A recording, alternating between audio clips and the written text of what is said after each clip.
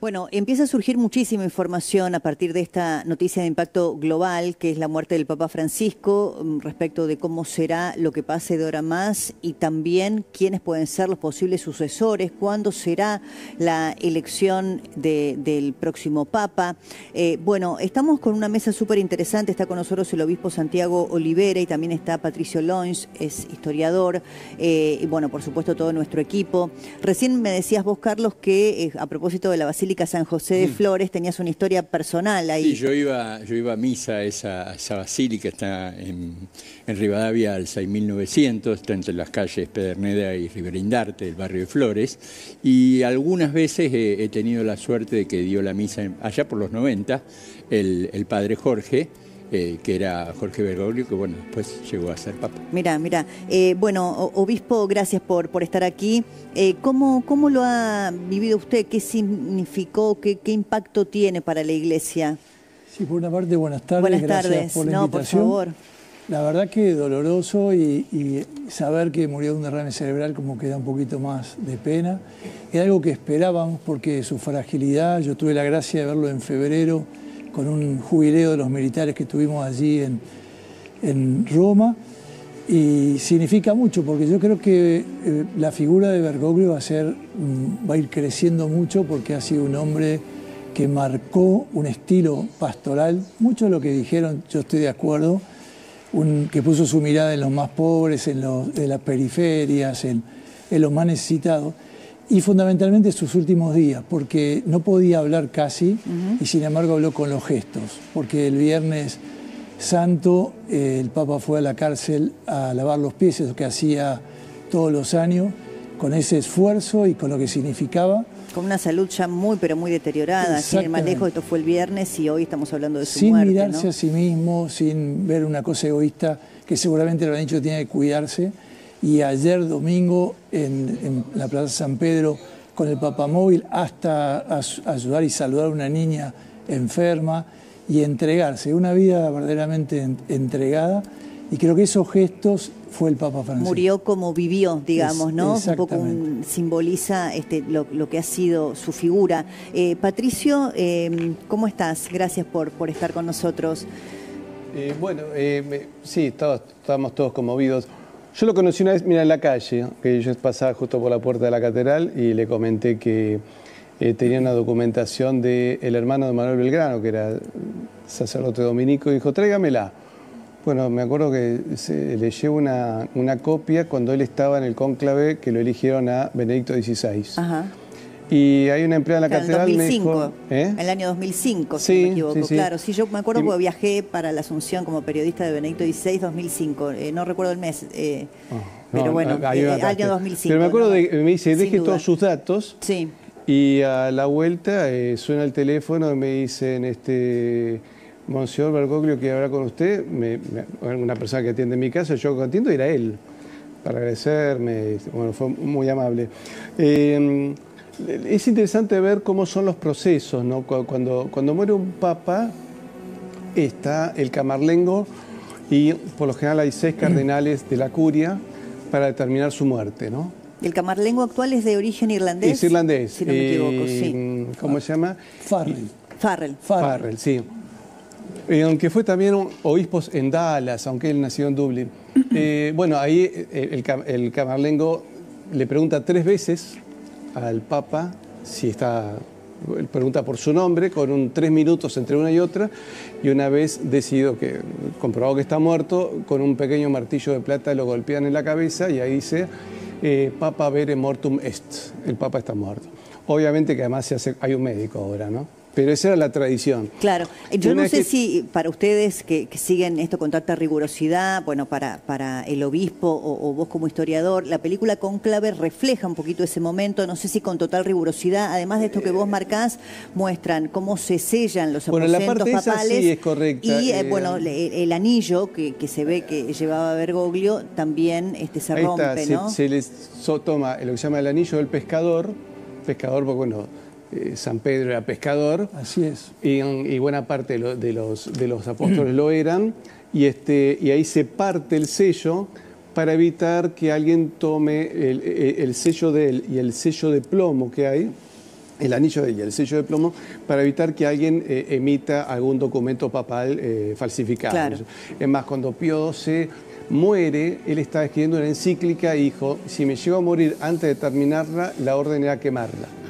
Y muere antes de terminar la encíclica y los cardenales a cargo tomaron los borradores y claro, la fuego. particularidad además de la asunción de Jorge Bergoglio como Papa Francisco es que se da por la renuncia de su predecesor, Eso que curioso. También es un hecho curioso, porque no es lo habitual, ¿no? En ese momento Benedicto XVI... No sé si hubo una renuncia más. Uno solo hacía muchísimos siglos Claro, antes. o sea que también fue una particularidad. Sí, sí. Hubo un papa que él quería volver a la vida monástica y prefirió dejar el papado. Bueno, ahí se declara que la sede está vacante. Sobre la sede vacante hay muchas doctrinas. Está la doctrina, digamos, clásica, se muere un papa, y después hay doctrinas sobre si un papa caería en herejía o no. Hay distintas opciones sobre la sede vacante, incluso la sede privada, etcétera. Pero esas son distintas doctrinas que no vendrían con el caso de la muerte del Papa. ¿Hay plazos para el cónclave? No, puede durar muchísimo. De hecho, hubo algún cónclave muy... Hasta que haya consenso. Hubo largo. Hubo uno largo que incluso un emperador perdió la paciencia, los metió a todos en un monasterio sin techo, para que se decidan de una buena Rápido. vez. Ahora, vos decís no hay plazos en cuanto al proceso de selección, pero sí hay plazos, tengo entendido, para la convocatoria al cónclave. Sí, ahora hay 9 días de duelo, aunque el Santo Padre, según las nuevas normas que él dio, tiene entre 4 o 6 días que debe ser enterrado, continúa el duelo y ahí convocan al cónclave para que los cardenales seguramente ya irán para su entierro, y ya será convocado y ahí, claro, no se En el sabe caso lo de la que Argentina, ¿quién es el que debe viajar? El cardenal Rossi, claro, que será el obispo de Córdoba. De Córdoba. El cardenal Poli, que también está en condiciones. Y tenemos en Roma al cardenal Fernández, Víctor Fernández, que también puede... ¿El de Santiago del Estero? No, y el de Santiago del Estero, Bocarich. Claro. Recientemente Son 4 creado. en total. 4 argentinos que están en el... ¿Condiciones de votar también? Condiciones de votar. Sí, sí. Claro. Sí. Después, ojo, para ser papa, la Son condición 2 es tercios, ser varón bautizado. Solamente, varón Ergo, bautizado y menor de 80 años. Yo podía ser papa. Sin duda. Así que si vemos que viene un auto de la Anunciatura, toca timbre acá, me llama, te prometo darte la primicia. Muy bien. No, lo que sucede es que, a ver, corríjanme ustedes, porque hoy había algunas imprecisiones en las crónicas periodísticas respecto de la cantidad de miembros del cónclave. Algunos decían 138, otros 135. Sé que vos ya tenés todas las precisiones también, pero bueno, acá tenemos expertos. Tienen que ser menores de 80 años. Sí, sí, o sea, menores de 80 cardenales creo años. que hay 250, pero en condiciones elegibles creo que son 150. ¿no? Sí, 120 es el tope, pero hay pasados un poco más de edad y son convocados. No tienen que ser más de 80 años. Ahora, también mucho se dijo respecto de que el Papa Francisco había, bueno, de alguna manera dejado un legado porque él seleccionó perfiles de papables que van a integrar el cónclave que un poco reflejan el espíritu de lo que fue su papado. No sé si esto va a ser determinante a la hora de la próxima selección o si puede haber un cambio de rumbo en la Iglesia, no sé. Puede haber un cambio de rumbo o puede confirmarse. Como nosotros los católicos sabemos que el Espíritu Santo los asiste a los cardenales y Dios irá marcando caminos y mostrando caminos. Pareciera lógicamente que es cierto el perfil, pero Juan Pablo II lo sucede un colaborador suyo que fue Benedicto XVI, de otro estilo y de otra manera, aunque continuaba la línea. Podría darse, pero solo lo sabremos después de... Y la idea Hay es... una tradición que dice que se entra papable y sale cardenal. Claro, sí, sí. Es decir, por ejemplo, cuando te da una lista, fulano, mengano, es posta. Sí, yo lo que veía es que la mayoría son europeos, luego hay asiáticos, dicen 54 europeos, 24 asiáticos, 18 sudamericanos, 16 norteamericanos, 18 africanos, hay 4 de Oceanía, centroamericanos. ¿Otra vez tendremos que pensar en un papa europeo o no necesariamente? La iglesia africana es muy fuerte. La iglesia africana viene creciendo bajo también condiciones de martirio, muy perseguida por el Islam. Vemos vuelta a vuelta que hay ataques islámicos contra católicos, ya sea sacerdotes o feligreses. Y es una iglesia con 200 millones de feligreses, es la que más crece. Y no se debe extrañar, incluso son cardenales muy conservadores, muy buena doctrina, todos los africanos. O sea que esa podría ser una novedad, una novedad. Sí, una novedad. Hay una figura muy interesante que es la del cardenal Sará, que es un teólogo importante. Si bien es africano, él es de Guinea, es un hombre que conoce muy bien la cultura europea. Te diría que la conoce mejor que los europeos. Jan tiene preparados algunos de los posibles nombres. Ustedes van aportando lo que les parezca pertinente. Ahí se cortó. Pasó algo con el tiempo de Cáritas, no sé qué. Algo nombre pasó. bueno. Después Parolin es un hombre muy político, no es un místico, ¿no? Hay una figura muy interesante que es el cardenal de Hungría. A ver si querés, seguimos viendo, tenemos algunas otras placas y nos van, vamos, yo diría, seguimos. Sí. Un solo dato de Monseñor Zuppi es de digamos, un movimiento que es, bueno, se me fue el santo al cielo, pero que trabaja mucho con el mundo de los pobres y con el ecumenismo, y es muy valioso y fue hecho obispo auxiliar de Francisco y es arzobispo de Bolonia hoy, así que la comunidad San Egidio, ahí está. Es importante. Ahí vino. Ahí está lo que vos decías, Patricio. Bueno, ahí está el cardenal que se pronuncia Péter Erdő, que es húngaro, vivió toda su vida bajo el régimen soviético y es un hombre muy místico, muy religioso, incluso hay una imagen de él peregrinando, haciendo un viacrucis con un madero sobre la espalda. Es una figura muy interesante de buena formación, ¿cierto?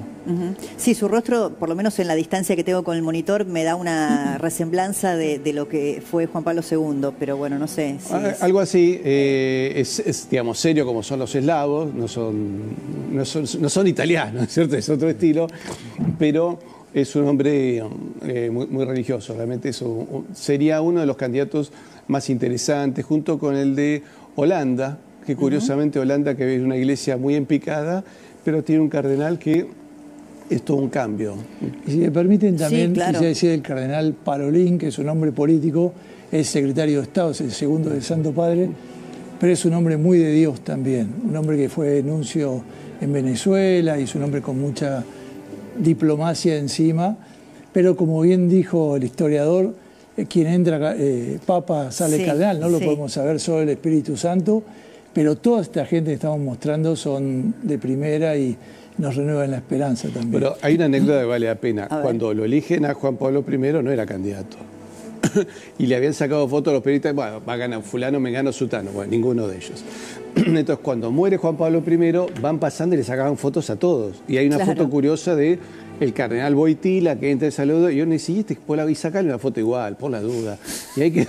Bueno, de hecho, correctamente Bergoglio salió muy bien posicionado cuando fue la elección de Joseph Ratzinger. Salió segundo, que tampoco estaba en el radar de nadie. Quizá con ese antecedente debieron haberlo previsto con esto que decís vos de la foto, pero ya venía, ¿no? Sí, él ya fue candidato. Cuando lo eligen a Ratzinger, él dijo que no era su tiempo todavía. Claro.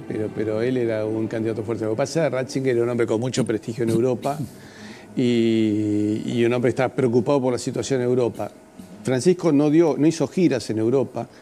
Bueno, no fue a España. No fue a España, lo cual los españoles... Hablaban de eso como, a ver, no hizo la cómoda, ¿no? Que era lo previsible, lo obvio, que era ir a España, ¿no? Pero España era importante ir, ¿no? Yo lamento que no haya ido, los españoles están dolidos, incluso él nunca se refería a España, dijo, si voy a Compostela, voy a Compostela, no voy a España, eso le cayó mal, y cuando habló del drama de Valencia... Con Francia, ¿no? Que también hizo algo con Francia parecido, que fue a un lugar de Francia y dijo, voy a tal lugar y no a Francia. Sí, pero también porque ponía su mirada digamos, en los países más periféricos, digamos, postergados, los más pobres, su primer viaje a Lampedusa, la elección de los cardenales que él hizo son generalmente de periferias y eso fue llamativo, porque él fue quitando esas sedes cardenalicias y él ha nombrado cardenales en América Latina y en Europa que sorprendió a muchos, o en África que sorprendió a muchos, ¿no? Que vaya a Santa María la Mayor, por ejemplo, como una de sus últimas voluntades. En instantes vamos a ver el testamento que también ha emitido el comunicado hace minutos el Vaticano, donde dice el propio Francisco lo que quería, está fechado en 2022, está llamativamente a 150 metros de la Embajada Argentina en Italia. ¿Tiene algo que ver que haya querido o simplemente es una mera coincidencia? No, yo creo que hubiera preferido que estuviese en la cripta, donde están todos los papas, ¿no? Eso me parece una novedad por parte de él, pero en realidad los papas deberían estar todos en la cripta. Pero hay varios papas enterrados en otro lugar. Por ejemplo, Pío V está en Santa María Mayor. Era una devoción muy del papa. Cada vez que llegaba a Italia iba ahí, cada vez quedaba que las volvía tardes de un domingo. viaje, o se iba a un viaje, iba a rezarle. Y ahora estuvo hace poco, que yo creo que se fue a despedir. El papa ya debería intuir que eran sus últimos días, fue a saludar a la madre y quiere estar enterrado ahí también. Es su devoción mariana. ¿Ahí está San Pío V? San Pío V está en Santa María. Aclaremos quién fue San Pío V, fue el papa de la batalla de Lepanto. Ah, mira. Que es el que convoca a todos los príncipes cristianos para parar a los musulmanes en Lepanto. Y es el que elige a don Juan de Austria, hermano de Felipe II, como comandante, y es el que tiene la visión de la victoria. Es decir, cuando termina la batalla, te imaginas, ahí no había WhatsApp, te enterabas semanas después. Y él le dice a un sacerdote que estaba al lado, acabamos de vencer al moro y tiene una visión de la Virgen, no me acuerdo si la Asunción o una devoción de la Virgen, y dijo, si me apareció la Virgen, hemos ganado el Rosario, ¿no? La Virgen del Rosario. La Virgen del Rosario, sí. Un cuestionamiento que quiero hacerles, o una mirada que tengan ustedes de por qué hablaban ustedes de los viajes internacionales del Papa, ¿por qué no vino a la Argentina? ¿Qué pasó? Porque yo lo decía al comienzo, ¿no? Quizá ahora uno empieza a hacer la retrospectiva y nadie podría dudar, pensando en todos estos años de Bergoglio convertido en papa, de su amor por el país. Sin embargo, no estuvo aquí. Y eso no sé si habla de una decisión solo de él o también habla de nosotros, ¿no? Yo comparto, y tengo dos miradas. Por una parte, el Papa Francisco y la diplomacia vaticana sabe si eran los tiempos oportunos, ¿no? Este país que vivimos enfrentados y con grieta. Me parece que el Papa no consideró que era importante. Pero también yo creo que el Santo Padre y alguien del Vaticano conservará ese secreto porque no vino. Somos nosotros los culpables también.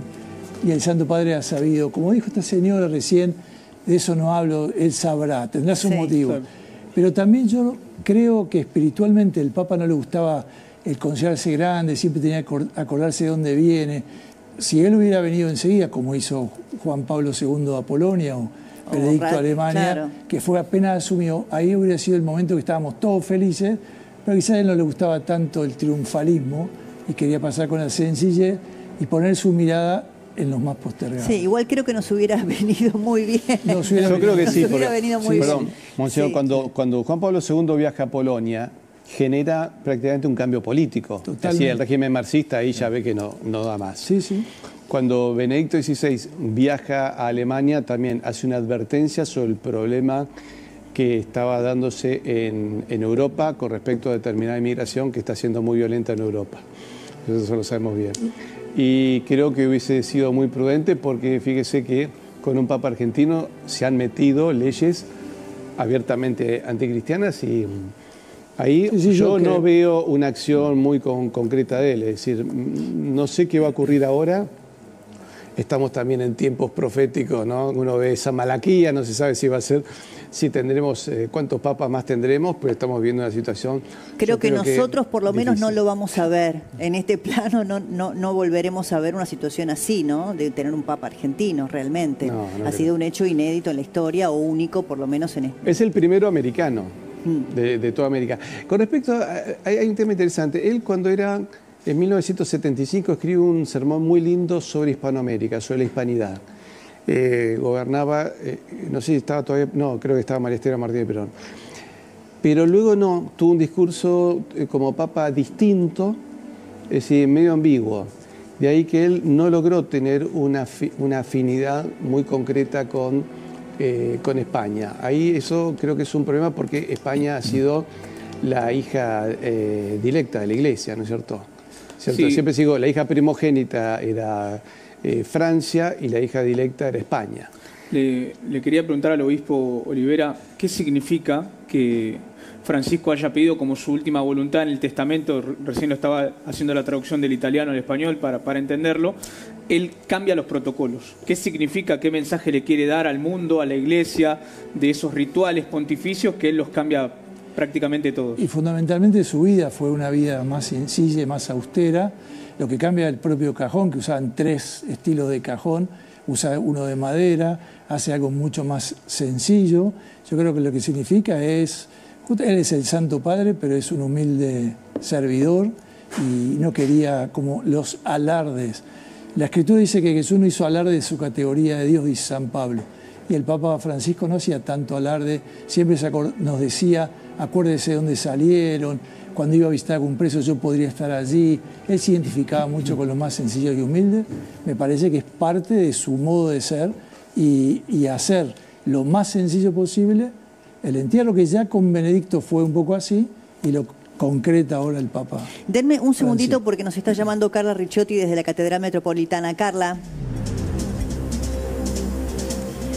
Débora, bueno, acá continuamos y la gente sigue llegando, cada vez llega más gente. En realidad es probable que a medida que se vaya acercando el horario de la misa, que va a ser a las 17:30, es la próxima misa anunciada, empieza a llegar más gente. Y por supuesto es día de semana y hay gente que quizá cuando ya puede dejar de trabajar a esa hora puede acercarse también a homenajear al Papa en esta misa aquí en la Catedral Metropolitana. Pero mañana va a haber una misa que es muy importante, por lo menos es una oración interreligiosa que se va a llevar a cabo aquí en la misma catedral. A partir de las 16 horas van a estar referentes de las religiones principales de aquí de Buenos Aires, ¿no es cierto? Seguramente va a haber un rabino, va a haber un dirigente también musulmán, lo suele haber en varios eventos, esta no va a ser la excepción.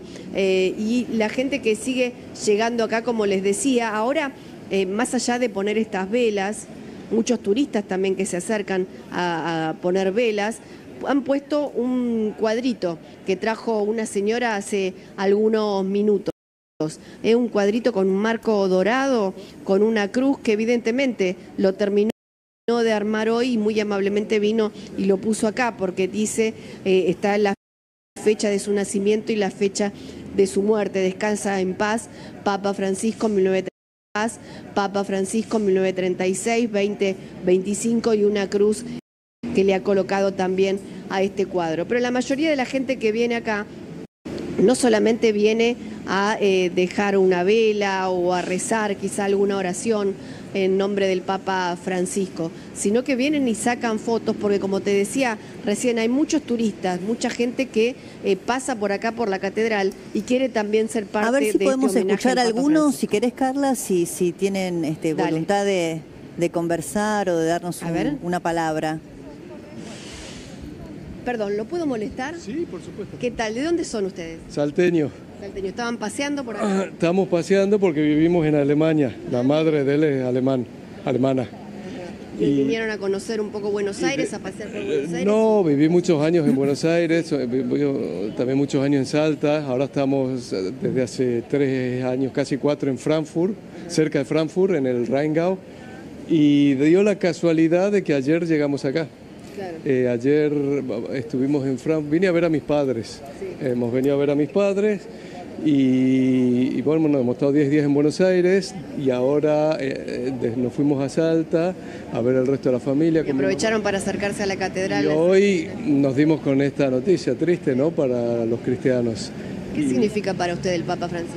Bueno, el Papa Francisco para mí ha sido, yo creo, como para todo argentino, no sé, una cosa extraordinaria, un orgullo de ver lo que es este país, tan golpeado, tan castigado, y la verdad que para mí fue un regalo para el pueblo argentino y un regalo para el mundo. Lo veíamos recién agachado con su hijo, poniendo una vela en homenaje al Papa. No sé si él habla español, si hablas español. ¿Le podemos hacer una pregunta? Por supuesto. ¿Qué sentís vos por el Papa Francisco? En principio seguramente tristeza, ¿no? Sí. Sí. ¿Pero te parece un personaje importante, alguien a quien vos escuchabas habitualmente? Sí. Sí. Bueno, ¿y hoy te pareció bueno venir y acercarte y poner una velita? Sí. Muy bien, bueno. De las velas. ¿Te gusta? Sí. Bueno, muchas gracias, muchas gracias, señor, muy amable. Gracias. Bueno, ves, algunas de las personas que, bueno, este señor venía de Salta, pero también que viviendo en ¿Sabes Alemania? qué me impactó de lo que dijo ese les va? señor? Que dijo sentía orgullo Pedro, como argentino. Sí, seguí, Carla. Sí, Sí. Y sí, tal cual, perdón. Me decía, ¿sos de San Pedro? Sí, soy de San Pedro, pero bueno, actualmente estoy viviendo acá en Capital. Y bueno, me conmocionó la noticia y decidí acercarme. O sea, ¿estabas paseando? No, vos vivís acá y viniste a acercarte para homenajear al Papa. Sí. La verdad que es una noticia muy conmovedora y como hincha de San Lorenzo también nos toca de cerca. ¿Sos creyente? Sí. ¿Tiene un significado de importancia para vos el Papa Francisco? Sí, obviamente desde chico, sentir que un Papa argentino nos estaba representando en el mundo era algo, no sé, muy conmovedor. Sí, muy bien, muchas gracias. No, a ustedes, gracias. Muy amable, sí. Débora, vos me decías orgullo, ¿no? Sí, porque Dicen viste que muchos, uno es la no palabra. dimensionó la importancia global que ha tenido este Papa, ¿no? Como líder de la Iglesia Católica, como jefe espiritual de la Iglesia Católica y también como jefe del Estado Vaticano. Ha sido un argentino, esto es un hecho histórico indiscutible, el argentino creo que más importante desde el punto de vista de su proyección global. Y a lo mejor no lo dimensionábamos, ¿no? Y cuando ese hombre dijo, sentía orgullo de que el Papa fuera argentino, es un argentino que vive desde hace muchos años en el exterior, me impactó eso. Carla, volvemos en cualquier momento, gracias. Dale, cuando quieras. Débora. Hasta luego. Está conectado también Andrés Prieto Fasano, que es director de Relaciones Institucionales del Instituto de Diálogo Interreligioso. Gracias por atendernos. ¿Cómo le va? Débora Plager soy. Hola Débora, ¿cómo estás? Acá un poco conmovidos y tristes por la noticia de Francisco, pero a su vez con esperanza y alegría de los cristianos que el Papa pudo llegar a las Pascuas y en este mensaje de renacer, de que de la muerte pasamos a la vida, Francisco pasó a un mejor lugar y que su legado es inmenso y que nos va a guiar siempre para continuar con ese gran trabajo y misión que ha dejado en este mundo. Sí, dio la sensación a propósito de esto que decís, que hizo todo lo posible él y por supuesto los médicos que lo atendieron para que esta noticia no sucediese en el Gemelli, en el lugar donde él estaba internado, ¿no? Para tener la posibilidad de salir de la internación, de volver a su casa y de volver con su gente y efectivamente participar en este fin de semana tan especial de las Pascuas, ¿no? Sí, totalmente conmovido por esa imagen de Francisco que ayer lo pudimos ver. Se pudo despedir de su gente y haber estado en Pascua Resurrección es un mensaje muy lindo, donde el mensaje de volver a renacer, de pasar de las tinieblas a la luz, hace Francisco la carne propia. Así que realmente conmovido por esta noticia y también con mucho orgullo que los argentinos debemos sentir por este Papa que salió de nuestras calles, salió con un léxico nuestro en esa famosa expresión que dio de hagan lío en la jornada de la juventud en el 2014. Me acuerdo que yo estaba, los alemanes que estaban al lado mío no entendieron mucho la expresión hagan lío, nosotros los argentinos nos abrazamos. Así que yo creo que el tiempo va a poder dimensionar el gran legado, el gran trabajo y la huella que deja Francisco en este mundo de tantas divisiones, de tantos desencuentros, de tanta problemática. Francisco con esa sencillez, con esa humildad, siendo el mismo, nunca perdiendo su esencia, de Bergoglio de la ciudad de Buenos Aires al mundo, tan callejero como Jesús en el Evangelio, juntándose con los más necesitados. Así que muy movido por este día, muy movido. Andrés, ¿y te parece que ese legado al que haces referencia va a tener continuidad dentro de la Iglesia Católica? Ojalá que sí. Ahora la responsabilidad de los 138 cardenales en el cónclave van a tener que decidir, sumado a la providencia divina. Ojalá pueda continuar con este legado tan lindo que dejó Francisco, de una iglesia tan cercana, una iglesia cercana a la gente, con esa calidez, con esa apertura, al encuentro del prójimo, de los más necesitados. Y sin duda alguna el Santo Padre lo ha hecho una prédica que fue ejemplo con su accionar. Fue muy coherente de lo que decía con lo que hacía, con sus mensajes, su simbolismo, habló por sus mensajes. Creo que hoy los argentinos nos debemos sentir profundamente orgullosos de haber tenido un Papa que sin duda alguna fue el argentino más importante de todos los tiempos, abrazando a todos, haciéndonos sentir a todos partes una iglesia cercana al pueblo. Andrés, gracias por tu palabra, por tu recuerdo. Andrés Un Prieto abrazo Fasano, a todos los argentinos. gracias, que es director de Relaciones Institucionales del Instituto de Diálogo Interreligioso. Les pido un cierre tanto a Patricio Lons, historiador, y también al obispo. Patricio, empiezo por vos. Un cierre.